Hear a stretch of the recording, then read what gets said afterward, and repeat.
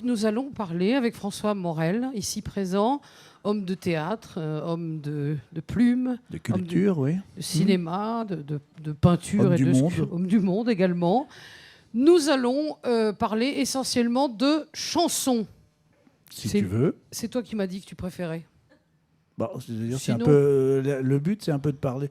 Ce qu'on aimerait, c'est remplir non pas le Stade de France, mais le théâtre de la Porte Saint-Martin les 17, 18 et 19 juin. Absolument. La première question que je voudrais te poser, c'est François,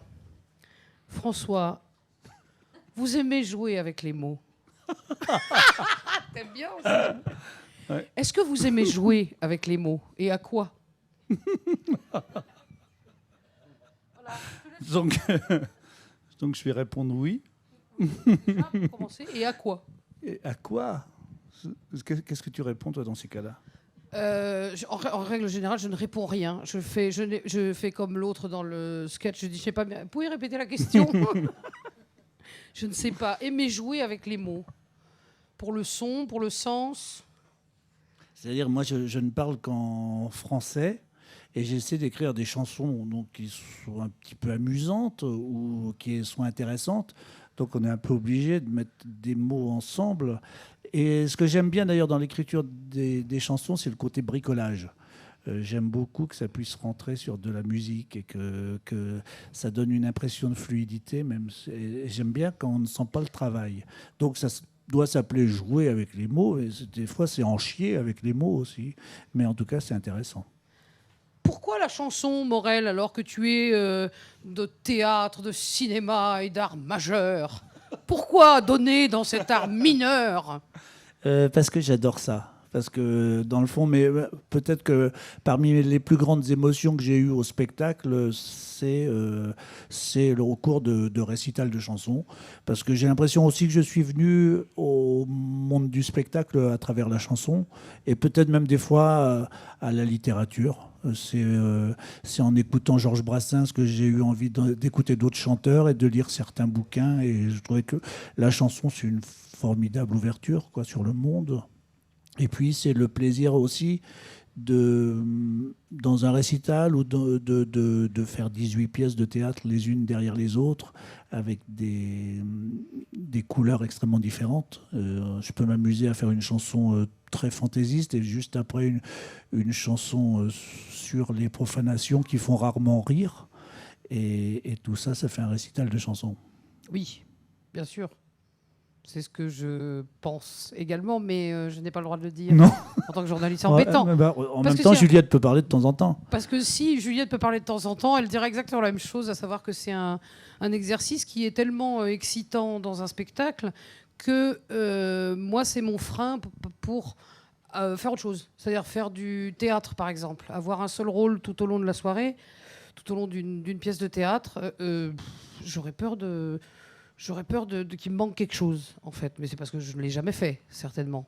Mais en même temps, c'est aussi un petit peu ce que tu fais dans ton dernier spectacle, finalement. Entre les chansons, tu joues toujours le même personnage. Oui, absolument. C'est ce que je me suis un petit peu obligée à faire, effectivement. Lequel personnage est quand même assez large, parce que, étant donné qu'elle est complètement mythomane, la pauvre, peut se passer n'importe quoi. Et alors, toi, qu'est-ce qui préside à l'écriture d'une chanson? Quand tu commences une chanson, c'est une idée, c'est une phrase, c'est... En général, c'est une phrase, c'est une sonorité. Par exemple, je me souviens que sur mon vélo, j'avais trouvé la phrase « La nuit, je brûle des autos, je suis un cas social ». Je me suis dit, oh, c'est bien ça. Donc après, j'ai essayé de raconter l'histoire qui allait avec ça. Donc j'ai écrit d'abord deux couplets qui étaient parfaitement réactionnaires. Et je me suis dit, il faut que j'en trouve un troisième pour que ça me ressemble plus et pour que ça ressemble plus à ce que je pense. Et qui dire des est choses.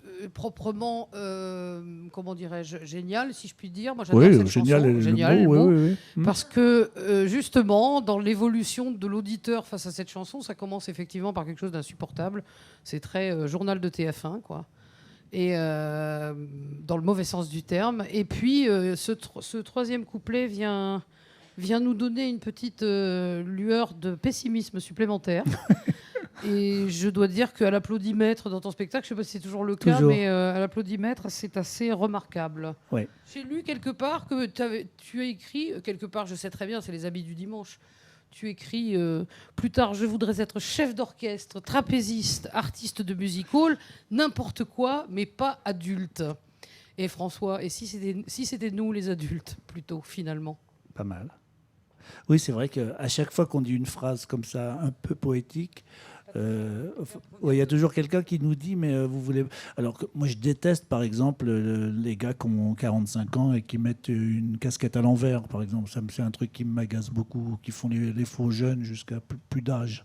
Donc en même temps moi je suis plutôt adulte dans la vie, mais j'ai fait un petit peu confiance aux rêves que j'avais quand j'étais môme, donc c'est ça que ça dit. Tu vois? Ouais. Tu es plutôt adulte toi en fait, je trouve.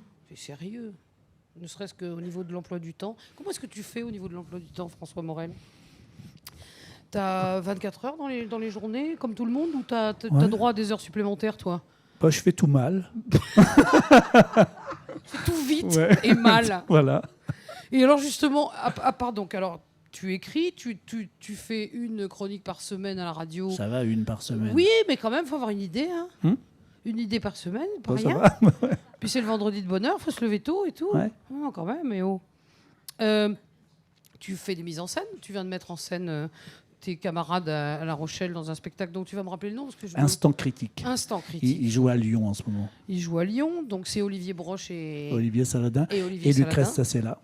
Oui, absolument. Qui est une fille, mais qu'on peut citer quand même. Absolument, qui joue du piano. Ouais. Et tu viens donc de le mettre en scène. Tu vas pas tarder à rejoindre les planches pour faire un bourgeois gentilhomme, si je ne m'abuse. Oui. J'ai fait un duo avec Juliette récemment, la chanteuse Juliette, qui est une chanteuse. Je sais pas, je la connais.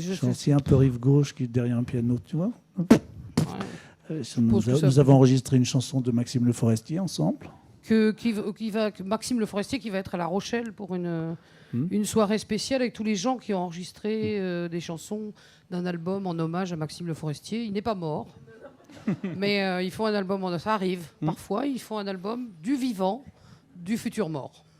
Parce que ça, forcément, ça guette. Par des futurs morts aussi. Par des futurs morts aussi, bien sûr. Bon. Ça, c'est une parenthèse. Donc, tu fais quand même un paquet de trucs, plus tous les tournages de films qu'on ne sait pas, parce que ça se passe, puis après, ça sort. Puis les gens ne vont pas les voir, surtout. Non, mais c'est pas ça, mais des fois, ils sortent pas. Et puis, pas. je suis une grosse vedette au Japon aussi. Des fois, oui. En plus, tu es une grosse vedette au Japon. Et puis, donc, voilà, très bien, bravo. Et alors, il te reste du temps pour faire autre chose? C'est ma question. Est-ce que tu as un passe-temps à part ça? Tu vois, c'est des questions personnelles. Hein, je m'intéresse à toi. Je me dis, ce garçon, je sais pas pourquoi je l'imagine pas avoir une espèce de passe-temps du style je fais du tricot ou bien le jardin. Un petit peu. Ouais. Je suis pas très bon. T'es pas très bon en jardin non plus. Non. Je sais pas, tu vas voir des matchs de foot à part Saint-Georges-des-Groseilliers. Même à Saint-Georges, j'y vais pas. C'est les léopards. C'est les léopards à Saint-Georges, ouais. Donc tu n'as pas de passe-temps en fait. Non, je suis une fille nulle. C'est ça. Le passe-temps en question, c'est je dors un peu parce que vraiment, il me reste que du temps pour ça, quoi.